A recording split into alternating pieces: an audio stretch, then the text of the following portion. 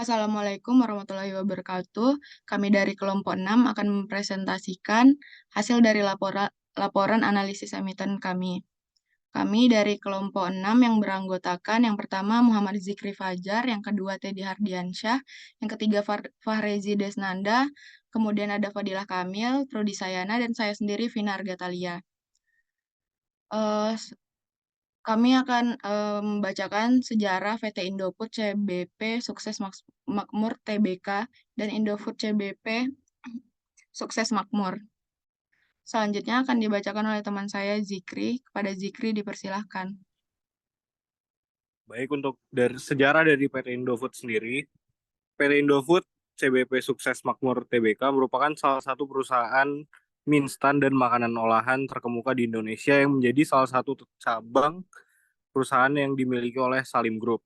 Pada awalnya, PT Indofood CBP Sukses Makmur Tbk adalah perusahaan yang bergerak di bidang pengolahan makanan dan minuman yang didirikan pada tahun 1971. Perusahaan ini mencanangkan suatu komitmen untuk menghasilkan produk makanan bermutu, aman, dan halal untuk dikonsumsi. Aspek kesegaran, higienis, kandungan gizi, rasa, praktis, aman, dan halal untuk dikonsumsi senantiasa menjadi prioritas perusahaan ini untuk menjamin mutu produk yang selalu prima. Pada akhir tahun 1980, PT Indofood ICBP Sukses Makmur Tbk mulai bergerak di pasar internasional dengan mengekspor mie instan ke beberapa negara ASEAN, Timur Tengah, Hong Kong, Taiwan, China, Belanda, Inggris, Jerman, Australia, dan negara-negara di Afrika. Pada tahun 1994 terjadi penggabungan beberapa anak perusahaan yang berada di lingkup Indofood Group, sehingga mengubah namanya menjadi PT Indofood CBP Sukses Makmur Tbk, yang khusus bergerak dalam bidang pengolahan mie instan. Divisi mie instan merupakan divisi terbesar dari Indofood dan pabriknya tersebar di 15 kota. Di antaranya Medan, Pekanbaru, Palembang, Tangerang, Lampung, Pontianak, Manado, Semarang, Surabaya, Banjarmasin, Makassar, Cibitung, Jakarta, Bandung, dan Jambi. Sedangkan cabang tanpa pabrik yaitu Solo, Bali, dan Kendari. Hal ini bertujuan agar produk yang dihasilkan cukup didistribusikan ke wilayah sekitar kota di mana pabrik berada, sehingga produk dapat diterima oleh konsumen dalam keadaan segar serta membantu program pemerintah melalui pemerataan tenaga kerja lokal.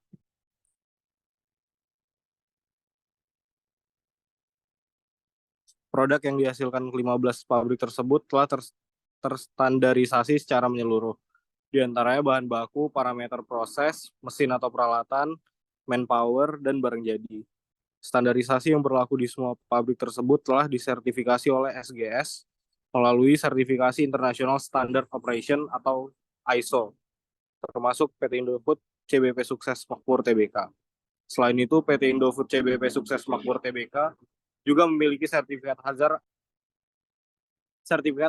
analysis, critical control point, dan sertifikat halal yang berlaku untuk semua produk internasional. Pada 21 Maret 1998, PT Indofood CBP Sukses Makmur Tbk memperoleh sertifikat manajemen mutu ISO versi 9001 yang diserahkan di Jakarta pada 3 Maret 1999.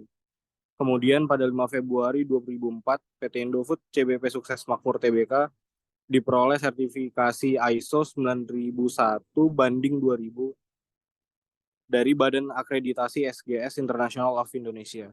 Sejak pertama hingga saat ini, produk yang dihasilkan adalah mie instan bermerek Indomie, Supermie, Sarimi, Popmie, Intermie, dan Sakura. Berikut adalah produk yang dihasilkan perusahaan, yaitu ada mie instan dan sebagainya. Next. Selanjutnya ada visi misi dari PT Indofood CBP Makmur, yaitu yang pertama visi menjadikan perusahaan penyedia makanan bermerek dan bermutu bagi jutaan konsumen di Indonesia dan juga di berbagai penjuru dunia. Untuk misinya sendiri yaitu pertama senantiasa meningkatkan kompetensi karyawan, proses produksi, dan teknologi PT Indofood CBP Sukses Makmur Tbk. Yang kedua, menyediakan produk yang berkualitas tinggi, inovatif, dan harga terjangkau yang merupakan pilihan pelanggan. Yang ketiga, memastikan ketersediaan produk bagi pelanggan domestik maupun internasional. Yang keempat, memberikan kontribusi dalam peningkatan kualitas hidup bangsa Indonesia, khususnya dalam bidang nutrisi. Yang kelima adalah meningkatkan stakeholder value secara berkesinambungan. Selanjutnya adalah analisis kinerja keuangan dengan rasio keuangan yang akan dijelaskan oleh Fadil. Baik, analisis kinerja keuangan dan rasio keuangan PT Indofood CPP Sukses Makmur Tbk adalah next. Nah, perhitungan current ratio tahun 2018 sampai tahun 2022. Current ratio mendefinisikan kemampuan perusahaan untuk memenuhi tanggungan jangka pendeknya atau hutang jangka pendeknya dan tingkat keamanannya, margin of safety kepada kreditur jangka pendek. Berikut adalah tabel perhitungan current ratio dari 2018 sampai 2022. 2018 current ratio-nya totalnya 195,17%. Lalu 2019 itu 253,57%, meningkat. 2020 menurun menjadi 225,76%. Lalu di tahun selanjutnya 2021 menurun juga 179,92%. Lalu di tahun terbaru 2022 meningkat 309,65%. Tujuan dari perhitungan current ratio yaitu untuk mendapatkan evaluasi mengenai kemampuan perusahaan untuk bisa memenuhi kewajiban jangka pendeknya, seperti utang dan upah. Caranya dengan membagi aset lancar dengan kewajiban lancar. Terlihat pada tabel perhitungan current ratio tahun 2018 sampai 2022, mengacu pada tabel rasio cepat mengalami kenaikan dari 195% menjadi 309,65% di tahun 2022. Namun pada tahun 2021 sempat mengalami penurunan di mana rasio berada pada angka 179,92% dari 225,76%. Semakin tinggi hasilnya, semakin kuat posisi keuangan perusahaan. Next. Nah, lalu yang kedua ada perhitungan quick ratio tahun 2018 sampai tahun 2022. Itu adalah tabelnya. 2018, quick ratio perusahaan PT Indofood itu adalah 139,87%. Lalu di tahun 2019 meningkat menjadi 194,99%. Lalu menurun kembali di tahun 2020 menjadi 175,77%. Lalu di tahun selanjutnya itu menurun kembali 148,92%. Lalu di tahun terbaru 2022 itu meningkat kembali menjadi 238,57%. Rumusnya adalah current aset dikurang inventory lalu dibagi current liabilities dikali dengan 100%. Tujuan dari perhitungan quick ratio untuk memperkirakan berapa jumlah aset perusahaan yang dapat digunakan untuk memenuhi semua tanggungannya. Terlihat pada tabel tahun 2018 sampai tahun 2022, quick ratio mengalami kenaikan dari 139,87% menjadi 238,57%. Pada tahun 2020, quick ratio berada pada angka 179,77% dan mengalami penurunan pada tahun 2021 menjadi 148,92%. Angka tersebut relatif rendah karena penurunan yang cukup signifikan. Persentase ini diperbaiki pada tahun 2022 di mana quick ratio mengalami kenaikan yang cukup tinggi yaitu 238,57%. Hal ini berarti perusahaan dapat menggunakan aset lancar untuk melunasi kewajiban lancar perusahaan. Next. Lalu ada perhitungan debt equity ratio tahun 2018 sampai tahun 2022. Tabelnya adalah 2018 itu DR-nya itu 9,89%, lalu menurun di tahun 2019 menjadi 8,83%, lalu di tahun selanjutnya meningkat menjadi 62,19%, lalu di tahun 2021 itu 75,68%, meningkat juga. Lalu di tahun terbaru 2022 itu meningkat juga menjadi 79,80%. Terlihat pada tabel perhitungan leverage 2018 sampai 2022, persentase DER mengalami peningkatan dari tahun 2018 sampai 2022. Pada tahun 2018, dari 9,89% menjadi 79,80%. DER memiliki imbas yang buruk terhadap kinerja perusahaan, dikarenakan persentase kewajiban yang melonjak menandakan beban bunga perusahaan akan semakin naik serta keuntungan semakin minim. Tingkat utang yang tinggi menunjukkan bahwa perusahaan bergantung pada utang untuk membiayai pengembangannya. Bagi investor, rasio yang tinggi merupakan investasi yang berisiko karena perusahaan mungkin tidak dapat menghasilkan cukup uang tunai untuk melunasi utangnya. Semakin menurun rasio DER, nantinya semakin baik kemampuan perusahaan untuk memenuhi seluruh kewajibannya. Pentingnya menghitung leverage untuk meningkatkan keuntungan. Next. Lalu ada perhitungan DAR tahun 2018 sampai 2022. DAR itu adalah debt as total asset, debt asset ratio. Debt to asset ratio adalah rasio utang yang mengukur rasio total utang terhadap total aset. Tampilkan pada tahun 2000, tabel 2018 sampai 2022.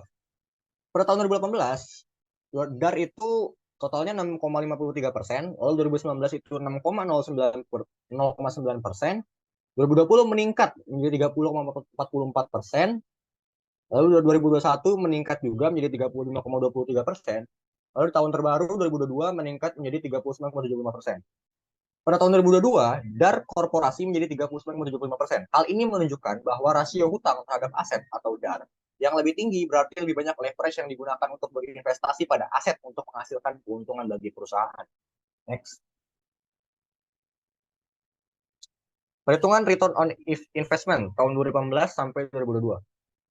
Di tabel ini 2018 ROI-nya itu 13,55%. 2019 13,85%, 2020 menurun menjadi 7,17%, lalu 2021 menurun juga menjadi 6,70%, dan di tahun terbaru menurun menjadi 4,96%. Rumus ROI adalah earning after tax total aset dikali 100%. Tujuan dari perhitungan laba adalah untuk mengukur atau menghitung laba yang diperoleh perusahaan selama waktu tertentu dan juga untuk mengevaluasi posisi pendapatan perusahaan tahun sebelumnya untuk tahun berjalan. Tabel tersebut menunjukkan bahwa persentase ROI menurun dari 13,55% pada tahun 2018 menjadi 4,96% pada tahun terbaru 2022. ROI dapat berubah karena perubahan margin keuntungan atau hasil investasi. Margin keuntungan yang tinggi ditandai dengan keuntungan yang meningkat. Keuntungan setinggi ketika Anda dapat meningkatkan penjualan dan menjaga biaya serendah mungkin. Semakin tinggi margin keuntungan, maka semakin tinggi return on investment. Next. Nah ini perhitungan ROE, return on equity tahun 2018 sampai 2022. Tujuan 2018 total ROE-nya itu 12,13%, 2019 12,67%, 2020 19,90%, 2021 13,93%, dan di tahun terbaru 2022 itu menurun menjadi 8,83%. Tujuan perhitungan ROE adalah untuk memperkirakan besarnya keuntungan bersih setelah pajak dengan ekuitas dan untuk mengukur produktivitas semua aktiva yang diperlukan perusahaan, baik dengan pinjaman ataupun dengan ekuitas. Tabel persentase return on equity tahun 2018-19 menunjukkan mengalami penurunan, seperti yang ditunjukkan persentase. Semakin tinggi ROE, semakin baik perusahaan dapat mengelola modalnya untuk mendapatkan profit bagi pemegang saham. Next. Sejarah PT Mayora Tbk. Next. PT Mayora Indah Tbk merupakan salah satu perusahaan manufaktur yang telah memproduksi banyak makanan dan minuman terkenal yang namanya kerap kita dengar di Indonesia. Tidak hanya di Indonesia, produk buatan PT Mayora Indah Tbk juga telah masuk ke pasar global dan dipasarkan di banyak negara. PT Mayora Indah Tbk didirikan pada tahun 1977 dengan pabrik pertama berlokasi di Tangerang dengan target market wilayah Jakarta dan sekitarnya.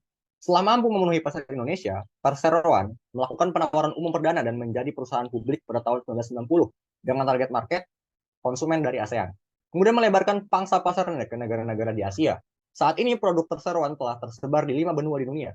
Sebagai salah satu fast-moving consumer goods companies, PT Mayora Indah Tbk telah membuktikan dirinya sebagai salah satu produsen makanan berkualitas tinggi dan telah mendapatkan banyak penghargaan. Di antaranya adalah Top 5 Best Managed Companies Indonesia dari Asia Money, lalu ada Top 100 Exporter Companies di Indonesia dari majalah SWA, Top 100 Public Listed Companies dari majalah Investor Indonesia, Best Manufacturer of Halal Product dari Majelis Ulama Indonesia, Best List Company dari Berita 1, Indonesia Corporate Secretary Award, Top 5 Good Corporate Governance Issue in Consumer Goods Sector dari Warta Ekonomi, dan tentunya banyak lagi penghargaan lainnya.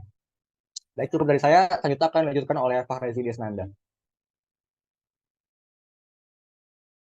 Dan ini adalah produk yang dihasilkan oleh PT Mayora Tbk. Next. Visi dan misi perusahaan. Yang pertama, menjadi produsen makanan dan minuman yang berkualitas dan terpercaya di mata konsumen domestik maupun internasional dan menguasai pangsa pasar terbesar dalam kategori produk sejenis. 2. Dapat memperoleh laba bersih operasi di atas rata-rata industri dan memberikan value added yang baik bagi seluruh stakeholders perseroan. Dan yang terakhir itu dapat memberikan kontribusi positif terhadap lingkungan dan negara di mana perseroan berada. Next. Dan penghargaan yang telah diraih oleh PT Mayora Tbk yaitu Top 5 Best Managed Companies in Indonesia dari Asia Money M. Terus juga ada Top 100 Exporter Companies in Indonesia dari majalah SWA N. Terus juga ada Top 100 Public List Companies dari majalah Investor Indonesia. dan ada juga Best Manufacturer of Halal Product dari Majelis Ulama Indonesia, dan ada P Best Listed Company dari Berita 1 Q Indonesia's Corporate Secretary Award, dan yang terakhir itu ada Top 5 Good Corporate Governance Issues in Consumer Goods Sector dari Warta Ekonomi R, dan banyak lagi penghargaan lainnya. Analisis kinerja keuangan dengan rasio keuangan PT Mayora Tbk.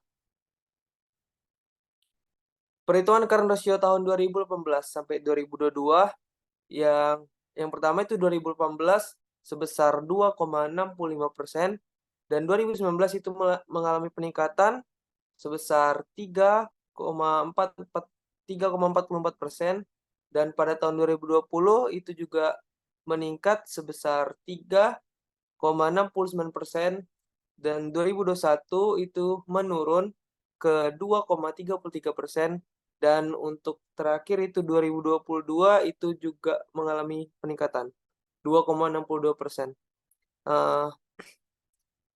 Untuk rumus current asset ini, current liabilities kali untuk rumus current asset ini, current asset dibagi current liabilities dikali 100%.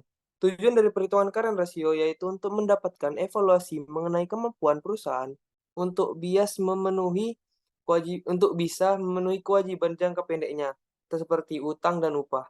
Caranya dengan membagi aset lancar dengan kewajiban lancar. Terlihat pada tabel perhitungan current ratio tahun 2018 sampai 2022. Mengacu pada tabel rasio cepat, mengalami kenaikan pada tahun 2018 sampai dengan 2020, yaitu mencapai 3,69%. Namun pada tahun 2021 sempat mengalami penurunan, di mana rasio berada pada angka 2,33%. Semakin tinggi hasilnya, semakin kuat posisi keuangan perusahaan. Jadi untuk estimasi yang didapat pada tabel perusahaan PT Mayora memiliki peluang yang besar untuk dapat dengan mudah melunasi utang jangka pendeknya. Next. Perhitungan quick ratio tahun 2018 sampai 2022 yaitu pada 2018 quick rasionya sebesar 195% dan pada 2019 itu mengalami peningkatan sebesar 269%. Pada 2020 itu juga mengalami peningkatan 289%. Dan pada 2021 itu mengalami penurunan sebesar 174%, dan pada tahun 2022 itu mengalami peningkatan sebesar 193%. Untuk rumus quick ratio yaitu current asset inventory dibagi current liabilities kali 100%.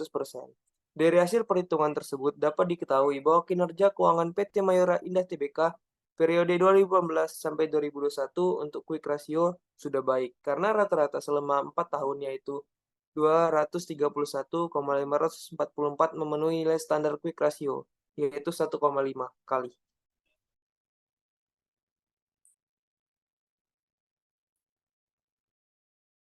Selanjutnya akan dilanjutkan oleh Teddy. Hitungan DER tahun 2018-2022.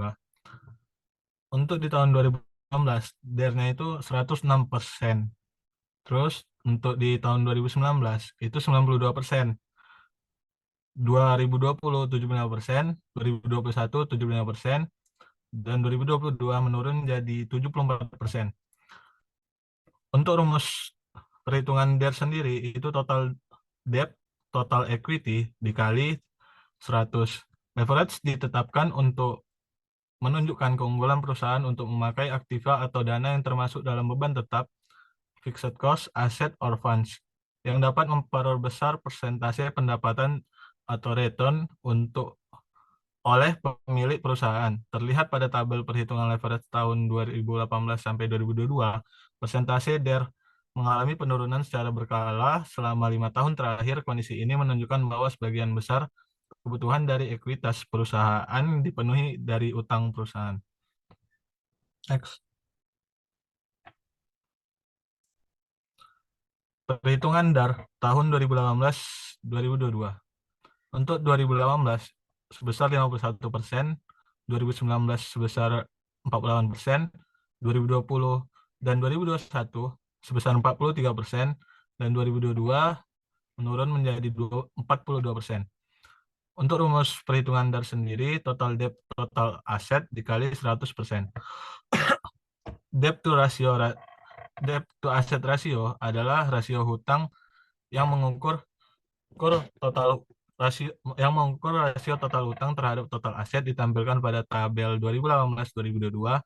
Persentase DAR juga turut mengalami penurunan secara berkala selama 5 tahun terakhir. Kondisi ini menunjukkan bahwa perusahaan lebih dari separuhnya dibiayai oleh hutang. Perhitungan ROI tahun 2018-2022. Untuk 2018 dan 2019, ROI sebesar 21%, untuk 2020 sebesar 19%, 2021 sebesar 11%, dan untuk 2022 meningkat menjadi 15%. Untuk rumus ROI sendiri sama dengan earning after tax total aset dikali 100%. Tujuan perhitungan ROI adalah untuk memperkirakan besarnya keuntungan bersih setelah pajak dengan ekuitas dan untuk mengukur produktivitas semua aktiva yang diperlukan perusahaan, baik dengan pinjaman ataupun dengan ekuitas. Hal ini menunjukkan bahwa perusahaan mampu memaksimalkan perolehan laba dengan cara memaksimalkan ekuitas yang dimiliki. Next. Perhitungan ROA tahun 2018-2022.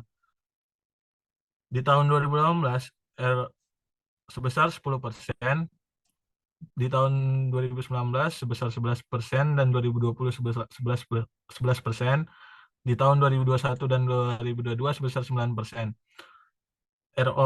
ROE sama dengan earning after tax sales dikali 100%.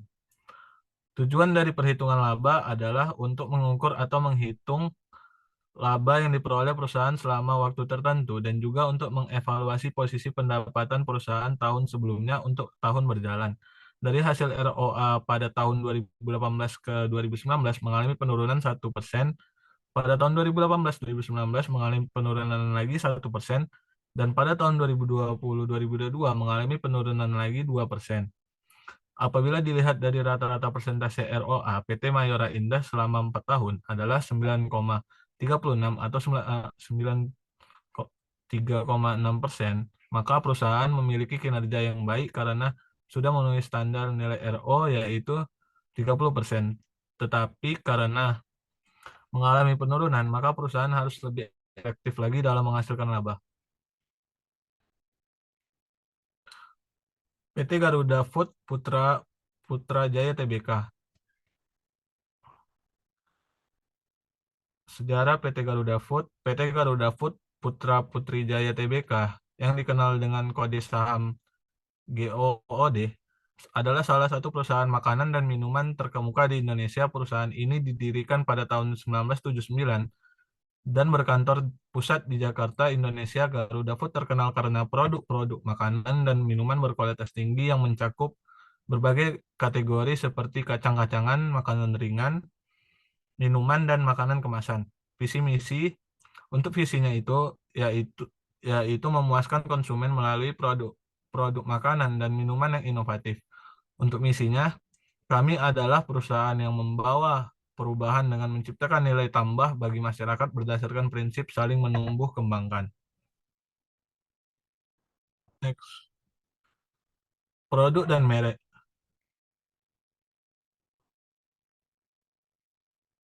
Produk dan merek. Garuda Food memiliki portofolio produk yang luas dan beragam. Beberapa merek terkenal yang dimiliki oleh perusahaan ini antara lain ada Geri, ada Garuda, ada Coklatos, ada Leo, dan Clevo. Next.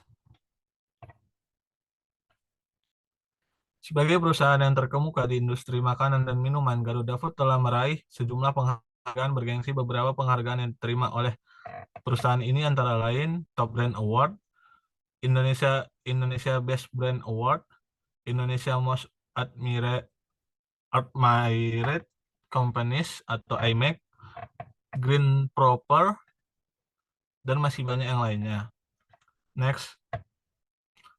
Untuk perhitungan current ratio tahun 2018-2022 PT Garuda Food itu Untuk aset lancar di tahun 2017 itu 986, di tahun 2018 1.079.000.000, dan terus meningkat sampai di tahun 2021. Untuk rumus current ratio sendiri itu current asset dibagi current liabilities dikali 100%. Semakin besar rasio ini berarti semakin liquid perusahaan. Pada perusahaan Garuda dapat disimpan pada tahun 2017, perusahaan dapat membayar utang lancar dengan menggunakan aktiva lancar dengan baik dan mudah melunasi hutang jangka pendeknya. Perhitungan quick ratio di tahun 2017-2021. Untuk rumusnya sendiri itu current ratio dikurang inventory dibagi current liabilities dikali 100%. Semakin besar rasio ini berarti semakin liquid perusahaan, akan tetapi persediaan tidak diperhitungkan karena kurang liquid dibandingkan dengan kas, surat berharga, dan piutang. Pada perusahaan Garuda dapat disimpulkan pada tahun 2017 perusahaan dapat membayar utang lancar dengan menggunakan aktiva lancar dengan baik.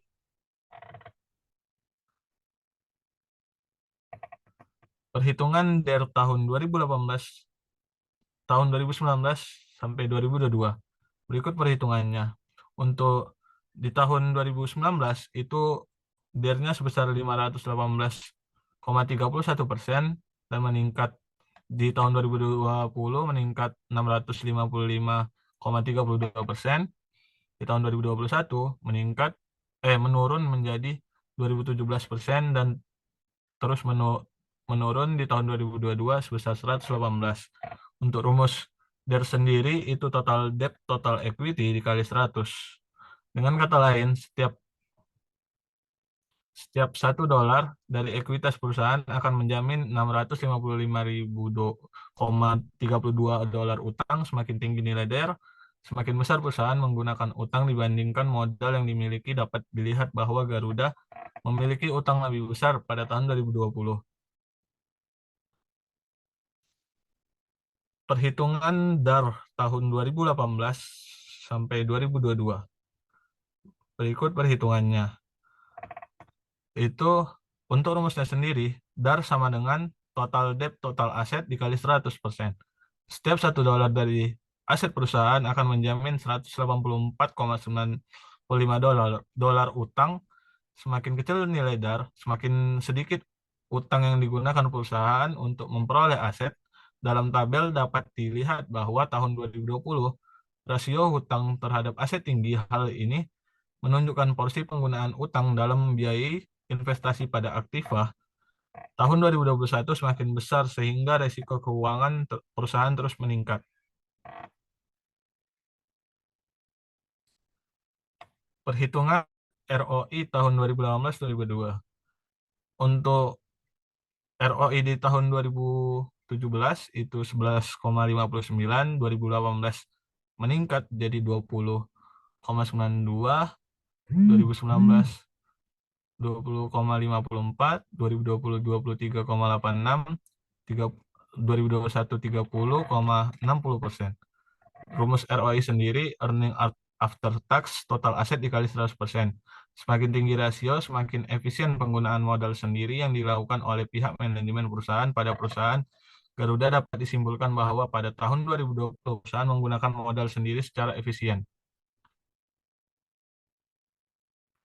Selanjutnya akan dijelaskan oleh teman saya, Trudy Sahayana. Udah Trudy, silakan.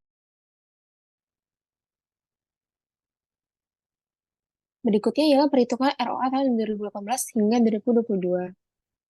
Untuk 2021, ROA-nya 58,20%, 2020 22,90%, 2019 0,14%, 2018 5,50%, 2017 5,67%. Next. Berikutnya ialah PT Siantar Top Tbk. Next. PT Siantar Top Tbk, kode sahamnya STTP, adalah perusahaan yang bergerak di bidang industri makanan dan minuman di Indonesia. Perusahaan ini didirikan tahun 1972 dan memiliki kantor pusat di Siantar, Sumatera Utara. Siantar Top terkenal karena produk mie instan yang berkualitas tinggi dan telah menjadi salah satu merek terkemuka di Indonesia. Next. PT Siantar Top Tbk fokus pada produksi industri mie instan yang meliputi berbagai varian seperti mie goreng, kuah, mie bakso, dan mie ayam. Produk utama yang dimiliki oleh perusahaan ini ialah Top yang telah dikenal luas oleh konsumen di Indonesia. Produk mie instan Top terkenal karena rasa yang lezat, kualitas bahan baku yang baik, serta proses produksi yang modern. Selain mie instan, Siantar Top juga menghasilkan produk makanan lainnya seperti biskuit, kerupuk, dan makanan ringan. Perusahaan ini terus melakukan inovasi dalam pengembangan produk untuk memenuhi kebutuhan konsumen dan memperluas jangkauan pasar mereka. Pabrik dan distribusi Siantar Top memiliki pabrik-pabrik modern yang tersebar di berbagai lokasi strategis di Indonesia. Pabrik ini dilengkapi dengan peralatan canggih dan teknologi produksi yang terkini untuk memastikan kualitas dan efisiensi yang tinggi. Pabrik-pabrik tersebut juga memenuhi standar keamanan pangan dan prosedur yang tepat. Yang ketat, perusahaan ini memiliki jaringan distribusi yang luas mencakup seluruh wilayah Indonesia. Mereka memiliki sistem distribusi yang efisien untuk memastikan produk mereka dapat dengan mudah diakses oleh konsumen di berbagai daerah. Next. Siantar Top menerima beberapa penghargaan bergengsi sebagai pengakuan atas prestasinya dalam industri makanan minuman. Beberapa penghargaannya yaitu Top Brand Award, Indonesia Best Award, ISO 9001, Proper Emas, dan lain sebagainya. Next. Berikut ialah perhitungan KAR rasio tahun 2018 hingga 2022. Pada tahun 2018, KAR rasionya yaitu 1,85, 2019, 2,85, 2020, 2,41, 2021, 5,9, dan yang terakhir 2022, 3,83. Next. Perhitungan quick ratio tahun 2018 hingga 2022. Pada tahun 2018, quick rasionya ialah 1,39, 2019 2,08, 2020 1,94, 2021 4,38, 2022 3. Next. Perhitungan DAR tahun 2019 hingga 2022. Pada tahun 2019 diperoleh 59,82%. Dari tahun 2020, 29,02%, 2021, 19%, 2022, 18%. Next. Perhitungan dari tahun 2018 hingga 2022. 2018 itu 37,43%, 2019 25,46%, 2020 22,49%, 2021 16%, dan yang terakhir 2022 15%. Nah, sekian dari saya, akan saya kembalikan kepada moderator. Baik, sekian hasil presentasi dari kelompok kami. Jika ada kesalahan, mohon dimaafkan. Wassalamualaikum warahmatullahi wabarakatuh. Waalaikumsalam warahmatullahi wabarakatuh.